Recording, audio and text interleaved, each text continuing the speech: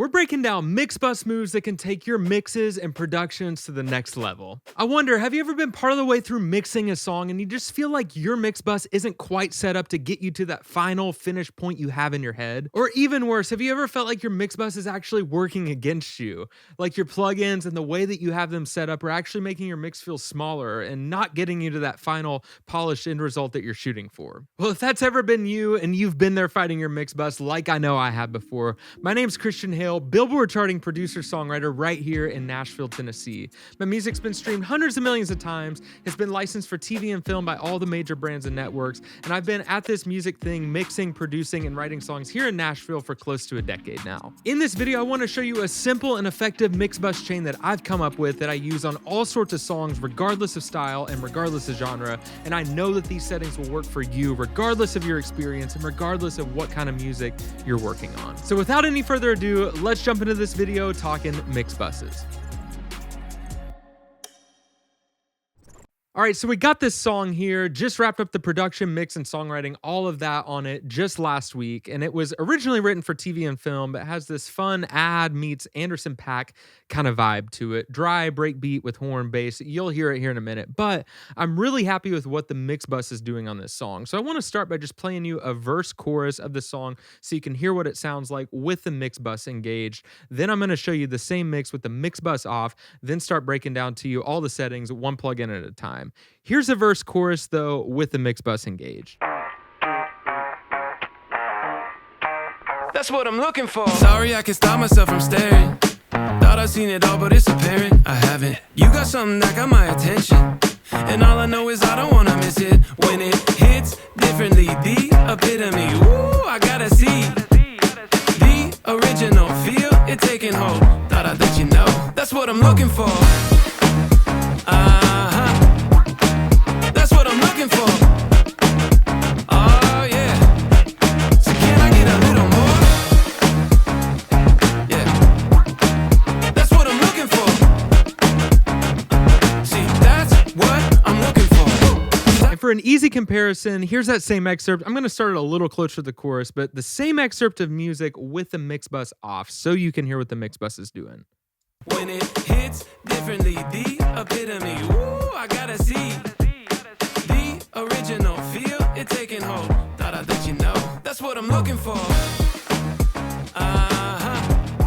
Can I add back in the mix bus? Oh yeah. So can I get a little more? Yeah. That's what I'm looking for. Take it away. See, that's what I'm looking for. So you can hear that there's a whole bunch of good things going on in the mix bus there. It's obviously adding loudness, but there's a little bit more to it than just limiting, than just level. I feel like the mix bus is making the mix feel more open, more wide, gives it depth, high end, low end. It's just kind of making everything glue together and sit exactly how I want it to. And this chain of plugins will work for you, like I said, on all sorts of songs, regardless of style, regardless of genre, simple demos, big production, country, pop, songs like this, and everything in between. I know from experience because I pretty much put these same plugins and slight variations on them on every single mix and production I'm working on. So let me start breaking down for you what each plugin is.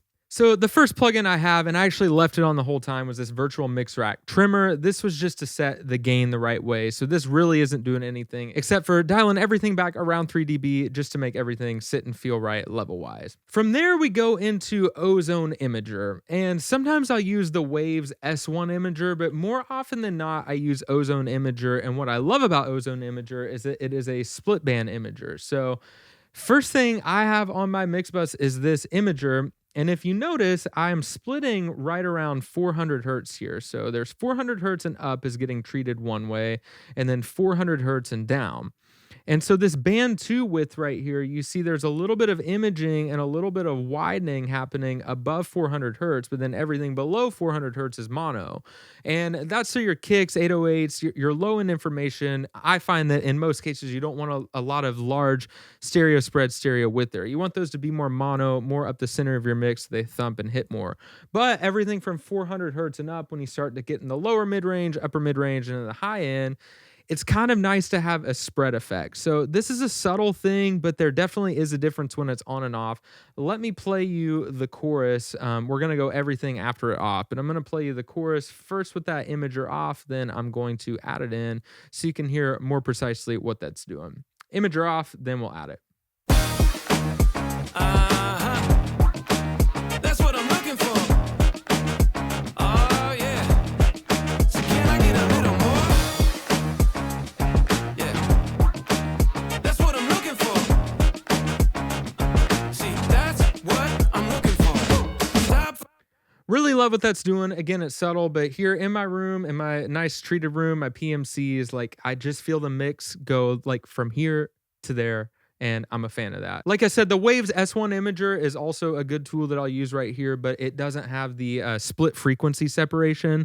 And so, like I said, that can be a good thing. If you want a super wide mix, like just want the whole thing, low end and high end, to just spread, S1 is my friend. Sometimes I'll use the tandem of those two, but any split band, split frequency imager, in this case, such as Ozone, will be your friend right here. From there, we go into one of my favorite plugins. I think this plugin is so underrated. Maybe, I don't know if it's underrated. I feel like I don't know tons of people that use this, but I feel like this is the magic sauce. I think that people that use both the hardware and software version of this plugin don't want to talk about it because it's kind of their magic sauce, but we're here to spill the beans, right, guys? And if that's helpful, give this video a thumbs up, subscribe to the channel, drop a comment down below, and ring that notification bell, because in my world, there are no secrets. I'm putting everything I know out there on the internet for you guys to see, to elevate the quality of your music and elevate your productions. That's what we're here to do. But this DW Fern VT5 2BQ, this is like a $10,000 piece of outboard gear. I use this on my vocal chain. Those of you that have seen the vocal production series have seen that.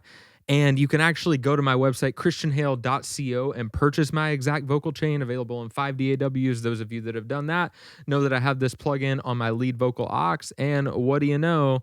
It's right here. Those of you that have only seen the vocal production series and you're like, oh, it was a country song, he must only use that on country. Just glance at the settings. It's all the same stuff. So I put my money where my mouth is. But I digress. We're here to talk about mix buses, not vocals. But there's a little freebie. But this DW Fern VT5, it's the Acoustica Ruby 2 emulation of the DW Fern. This thing sounds so good. Like, it just sounds expensive. And I'm like, yeah, there's a reason why the $10,000 piece of gear exists. Couple guys I know that have the $10,000 piece of gear just run everything through it. And to me, there's kind of two pieces of magic to this plugin. One, I find myself a lot of time on the mix bus doing this high boost right here, but then also a high cut. So I'm boosting around 16K, but then cutting up around the 26, 28K. And there's some like nerdy acoustic science reason as to why that sounds good. I don't really know what it is, nor do I really care. But it does do like a musical rounding out high end. That's cool. But to me, the real magic sauce of both the hardware VT5 and the Acoustica Ruby is the low boost. Yo, if you want your low end to thump and feel good, go get this plugin or go spend 10 grand on the hardware version. You do you. I haven't dropped the 10 Gs, but because to me, the plugin works just as well, and you can recall it right here. But dude, like, This 40 hertz, just put it on 40 hertz or put it on 60 hertz. Either one of those will be fine. And then just start bumping this thing. And this is like super wide Pultec style. Sounds absolutely amazing. I feel like modern pop music, as the time I'm making this video, like a lot of the modern pop mixes I like and masters I like have a lot of thick, gushy low end. And I feel like when I'm trying to go get that sound in the quickest, easiest way I know how, this low boost right here is the magic sauce. This plugin is a CPU hog, but it's amazing. Hence why I have it like on every mix at least twice, sometimes more. Let me show you what that's doing though. I'm going to start in the chorus with the Ruby off, and then we will add it in. So we're going to keep the imager on. We're going to have the spoiler alert God particle, the real MVP of the mix bus chain. We're going to have that off and then start with the Ruby off and add it in. Here we go. Yeah. Listen to the low end. That's what I'm looking for. See, that's what I'm looking for. Like what that does to low end is just so good. And I'm going to I'm gonna, spoiler alert, go ahead of this God particle, which is doing a whole bunch of good things. We'll break it down under the hood here in a minute, but like I'm gonna just demonstrate to make a point on this Ruby, like to show you how musical the low end on this thing is. Like I'm gonna crank this like 6-8 dB, and it's like probably a little more than you would want, but I'm gonna show you that you can get away with it. That's what I'm looking for. Oh yeah. So can I get a little more? Yeah. That's what I'm looking for. See, that's what I'm looking for. Like I ended up somewhere in that +4 range in the case of this song, but you saw like when we got to +6, +8, like even closer to that +10 range, like it got a little overboard, but it was super musical. Like I'm telling you guys, that thing right there is the magic sauce. Like I said, it's a CPU hog, but to me, it's worth it. And you might have already heard there that there was some real magic sauce going on the God particle here. And I'm sure some of you guys out there are familiar with the God particle. Those of you that aren't, I'm about to give you like, if you were only going to use one plugin on your mix bus forever, like guys, this thing right here is the cheat code. I, as at the time of making this video, have no affiliation with Cradle, who makes the God particle, and just people I've told about this plugin and friends I've told about this plugin. Like, I've sold them probably thousands of dollars worth of God particle because I preach the gospel of God particle. So, mixer Jason Joshua, he's a big pop mixer. I'm sure you guys all know who Jason Joshua is. I don't need to tell you, but if you don't, killer mixer. He created this plugin with the company Cradle, and this thing is like a one-stop shop hack. So his like complex mix bus chain, they emulated and put all in this God particle plugin. And it's literally designed to be the only plugin on your mix bus chain. Now, again, it doesn't do imaging, and then I just love what this does. So that's why I do the imaging into the little bit of Ruby into this, just because I like the tandem of those things. But here's the short of the God particle is basically, if you look, like there's all these green sections. There's an input meter on the green, there's a low, mid, high on the green, and then kind of an output meter here, and then an amount. We'll jack with that amount so you can hear what it's doing. But they kind of designed it to where as long as you're metering in the green, like if you set your gain right and you set your EQ right, on the mix level and the mix bus level going into the God particle, if you get all those things hitting in the green, like your mix is probably going to be in pretty good shape. And then this thing has a limiter. It adds gain in a super musical way. Like there's probably some snobs out there that despise the God particle and are like, oh my gosh, the God particle is terrible. But like, I, in all my years of doing this, have never seen a plugin that does what this does, and know all sorts of big wig hotshot mixers here in Nashville and LA, all the producers around town. Like, we love this thing. I'm just gonna start in the chorus with it off and then add it in. Then we'll do another pass where we jack around with some settings. So here's God Particles Magic. God Particle. That's what I'm looking for. Oh yeah. So can I get a little more? Yeah. That's what I'm looking for. See, that's what I'm looking for. And so you notice, like, I'm kind of pinging the green here. In the case of this song, I was actually pinging the low end a little bit more than the mid-range and the high end, and that was by design. On a song like this, like that I feel like is just all about those dry break beats and those grooves, I wanted the mix to tilt lower just to feel it there, and it be a mix that, like, the top end is smooth and tame, so you kind of just want to turn it up and crank it a little bit, as opposed to a super bright in your face mix. It's like, oh my gosh, that's plenty. But like you saw, everything was kind of hitting in the green there. It just works well. There's an EQ here that I have, I dial back the mid range and the top end like 0.1 dB, as if I could even tell the difference, but I did.